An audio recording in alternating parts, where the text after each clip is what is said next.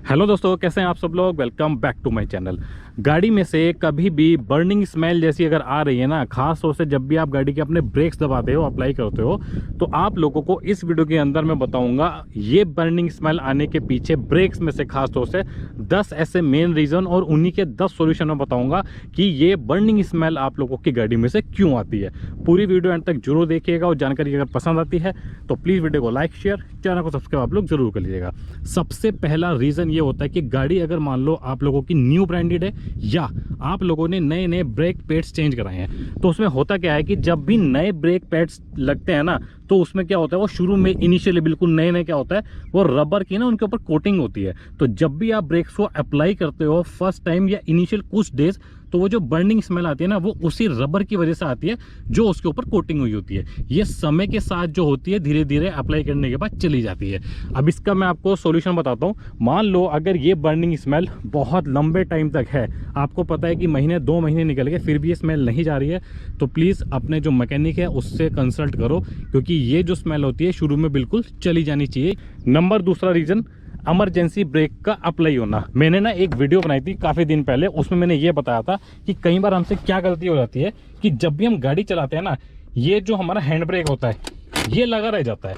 और बहुत लोगों का ना उस वीडियो के ऊपर इतने ज़्यादा व्यूज़ आए हैं और उन्होंने कमेंट सेक्शन में भी लिख के बताया कि उनसे क्या गलती हुई और क्यों गलती हुई है। तो अगर ये हैंड ब्रेक आप लोगों के लगे रह जाते हैं और आप लोग गाड़ी चलाना स्टार्ट कर देते हैं, तो होता क्या है कि जो आपके ब्रेक पैड्स होते हैं रोटर के साथ चिपके रहते हैं और आप लोगों को इनिशियली ऐसा लगेगा कि गाड़ी का पिकअप खत्म हो गया, क्योंकि वो ब्रेक पैड्स तो अप्लाइड है और आप लोग एक्सेलेरेट किए जा रहे हो। तो इसी वजह से वो जो बर्निंग स्मेल वाली जो आती है ना स्मेल, वो आप लोगों की गाड़ी में से आने का रीजन होता है। अब इसका सोल्यूशन क्या है कि जब भी आप गाड़ी में बैठो, सबसे पहले तो वैसे फिजिकल देख लो कि हैंड ब्रेक आप लोगों ने अप्लाई तो नहीं किया, हटा दिया। और दूसरा तो यहाँ पे देखो, ये जो है ना, ये हैंड ब्रेक वाली जो लाइट आ रही है, ये देखो, ये जो है ना डैशबोर्ड पे आएगी। अभी देखो मैंने रिलीज किया तो ये लाइट भी हट गई। अब देखो जैसे ही अप्लाई करूंगा ये लाइट भी आ गई, राइट। तो आप लोग डैशबोर्ड पे भी एक बार नजर डाल लो कि यहाँ पे जो है ये लाइट हट जानी की चाहिए। तीसरा रीजन है ओवर वर्क करना ब्रेक से। जब कभी भी आप लोग माउंटेन्स वगैरह में जाते हैं ना, तो आप लोगों को पता है कि वहाँ सबसे ज़्यादा जो इस्तेमाल होता है वो ब्रेक्स का होता है। अब क्या होता है कि जब भी आप नीचे ढलान पे आते हैं तो सबसे ज़्यादा आप लोग ब्रेक अप्लाई करोगे, आपकी पूरी गाड़ी का वेट आपके ब्रेक सिस्टम के ऊपर होगा, ठीक है। तो क्या होता है कि एक टाइम ऐसा आता है कि जो ब्रेक फ्लूइड यूज़ होता है ना गाड़ी में, आपको पता है कि ब्रेक फ्लूइड कितना ज़्यादा यूज़फुल होता है जब भी आप ब्रेक्स अप्लाई करते हो। तो एक टाइम ऐसा आता है हीट इतनी ज़्यादा जनरेट हो जाती है, जो ब्रेक फ्लूइड होता है वो बॉयल होने लगता है, जिसकी वजह से गाड़ी की जो ब्रेकिंग सिस्टम है ना वो कॉम्प्रोमाइज हो जाती है और ब्रेक आपको ऐसा लगेगा स्पॉन्जी फीलिंग होने लगेगा, मतलब बिल्कुल एकदम जैसे रबर बैंड इफेक्ट आने लगेगा। तो इसका सबसे बड़ा सॉल्यूशन आपको बताता हूँ कि जब कभी भी आप माउंटेन्स वगैरह में जाओ या हिल एरिया में जाते हो ना, तो जब कभी भी आप नीचे उतरते हो तो आप लोगों को हमेशा वहाँ पे इंजन ब्रेकिंग का इस्तेमाल करना होता है।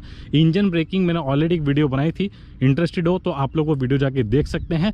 इंजन ब्रेकिंग अप्लाई करोगे और साथ में अपना जो फुट ब्रेक है वो भी अप्लाई करोगे, तो आपका जो ब्रेकिंग सिस्टम पे जो दबाव बनता है वो थोड़ा सा कम हो जाएगा। चौथा रीज़न क्या होता है, आपको पता है गाड़ी में हमारे जब भी ब्रेकिंग सिस्टम की बात करें तो एक तो होता है रोटर जो घूमता है, दूसरा होता है आपका ब्रेक पैड। तो जब ब्रेक पैड आप लोगों के घिस जाते हैं, रोटर आप लोगों के घिस जाते हैं, एक टाइम ऐसा आता है कि उनका मेटल पार्ट जो होता है ना, वो क्या होता है, वो निकलने लग जाता है। जब ये पार्ट घिसने लगते हैं उसकी वजह से जब 2 पार्ट मेटल के आपस में टकराएंगे, उसकी वजह से आवाज़ भी आएगी और आप लोगों को बर्निंग स्मेल जैसा भी फीलिंग जो है आने लग जाएगी। तो एक बार मैकेनिक से आपने जरूर कंसर्न कर लें कि इनकी लाइफ पूरी अगर हो गई हो तो समय रहते आप लोग इन पार्ट्स को बदलवा दो। 5वां, ब्रेक कैलिपर का सीज होना या अटक जाना।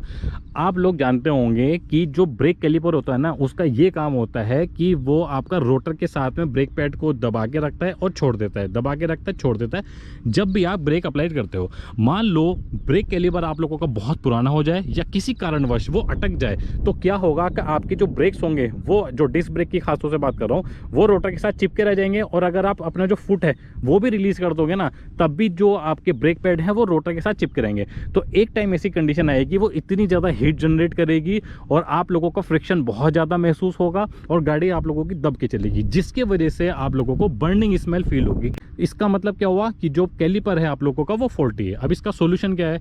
कई बार क्या होता है शुरू में एक छोटा सा इशू आता है कि उसकी ना ग्रीसिंग करके अगर आप उसको अप्लाई करोगे ना, ग्रीस अप्लाई करोगे तो वो जो कैलिपर पिन होती है वो आप लोगों की सही हो जाएगी। बट अगर कैलिपर पिन बहुत ज़्यादा पुरानी हो गई है तो उसको चेंज कराने में ही फायदा है, जिसकी वजह से ये आपको फ्यूचर में प्रॉब्लम बिल्कुल भी नहीं देखने को मिलेगी। नंबर 6 है व्हील सिलेंडर।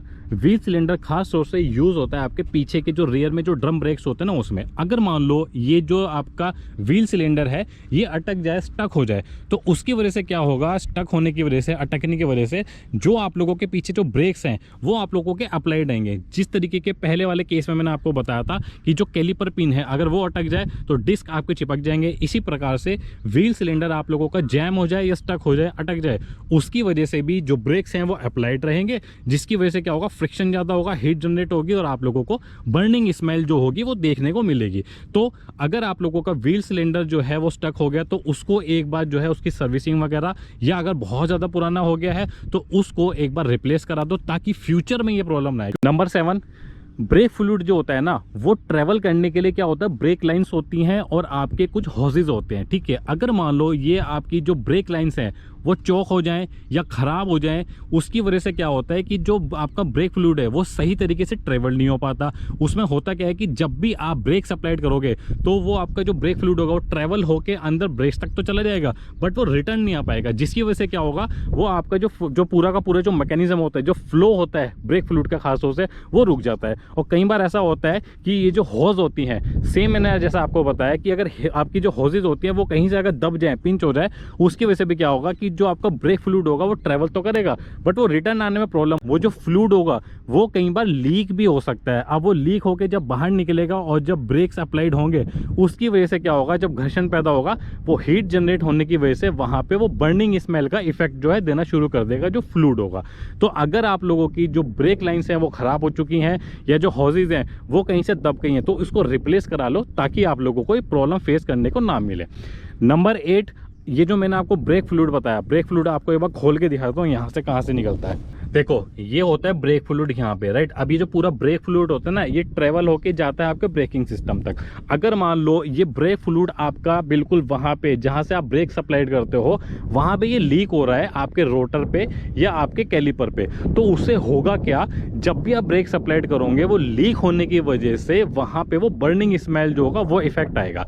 तो इसका सोल्यूशन क्या है कि एक बार ना चेक कर लो, अगर गाड़ी आप लोगों की खड़ी है ना कहीं पे जहाँ आपको पता रोज आप एक ही जगह पे गाड़ी पार्क करते हो, तो नीचे अगर आप देख रहे हो कहीं से, यहाँ पे नीचे से अगर आप लोग देख रहे हो कि आपका जो ब्रेक फ्लूइड है वो लीक कर रहा है, यहाँ से देखो इसका, ये देखो ये आपका मिनिमम और ये मैक्सिमम ये लेवल होता है, तो ये मिनिमम से नीचे नहीं जाना चाहिए और मैक्सिमम से भी ऊपर नहीं जाना चाहिए। हमेशा इन दोनों के बीच में जो है इसका रेशो होना चाहिए, ठीक। नंबर 9, ये जो मैंने आपको बताया था कि ब्रेक पैड यूज होते हैं ब्रेक्स को अप्लाइड करने के लिए।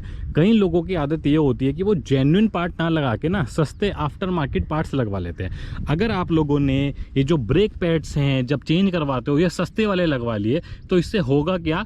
ये बहुत कम चलेंगे और उनके जो उनका जो मेटल होता है ना वो बहुत जल्दी एक्सपोज हो जाएगा, मतलब जो मेटल पार्ट है वो जल्दी निकल के आ जाएगा। जब वो मेटल पार्ट एक्सपोज हो जाएगा और आपके रोटर के साथ में रगड़ेगा वो आपके रोटर को भी खराब करेगा और आपके ब्रेक पैड तो घिसी गए हैं, ठीक है। और दोस्तों नंबर 10, अभी ये तो मेरे जो है व्हील है, ठीक है, ये स्टील रिम बना हुआ है। अब अगर गाड़ी में आप लोगों के एलॉय व्हील्स होंगे ना तो आप लोग एक चीज जरूर चेक करना, आगे जहाँ डिस्क ब्रेक होते हैं ना यहाँ पे आप लोगों को कई बार ब्लैक ना डस्ट पड़ी हुई मिल जाएगी। अब वो जो ब्लैक डस्ट होती है ना वो क्या होती है? वो ब्रेक की डस्ट होती है। जब ब्रेक चलते हैं अप्लाइड होते हैं तो वो क्या करते हैं? डस्ट बनाते हैं। अब वो सारी यहाँ पे ब्लैक कलर की इकट्ठी हो जाएगी, हीट जनरेट होगी। जब आप ब्रेक्स अप्लाइड करोगे उस हीट की जनरेट होने की वजह से वो डस्ट भी बर्न होने लगती है, ठीक है, वो जलने लग जाती है, जिसकी वजह से भी वो जो रबर आपकी जो स्मेल जो इफेक्ट आता है ना वो आने लग जाता है, ठीक है। अगर आप लोग गाड़ी अपनी वॉश करते हो उसको रेगुलर वॉश करो, अगर वॉश भी आप काम कर रहे हो तो एटलीस्ट आपके जो व्हील है ना वहां साफ करो ताकि वो जो डस्ट है वो एक जगह इकट्ठी ना हो पाए, जिसकी वजह से वो बर्निंग इफेक्ट आता है, ठीक है। दोस्तों ये टोटल 10 रीजन जो मैंने आपको बताया ना ये ही रेस्पॉन्सिबल होते हैं। जब भी आप ब्रेक्स अप्लाइड करते हो ना तो आप लोगों को फील होता है कि रबर बर्निंग स्मेल जो है वो आ रही है जब भी आप ब्रेक्स अप्लाइड करते हो, ठीक है। तो दोस्तों आई होप आप लोगों को ये वीडियो इन्फॉर्मेटिव लगी होगी। और अगर आप लोगों को जानकारी पसंद आई है और आप लोगों का कुछ भी डाउट है तो आप लोग कमेंट सेक्शन में जाके पूछ सकते हैं। अगर आप लोगों को वीडियो पसंद आई है तो प्लीज़ वीडियो को लाइक शेयर, चैनल को सब्सक्राइब आप लोग ज़रूर कर लीजिएगा। Thank you so much. जय हिंद।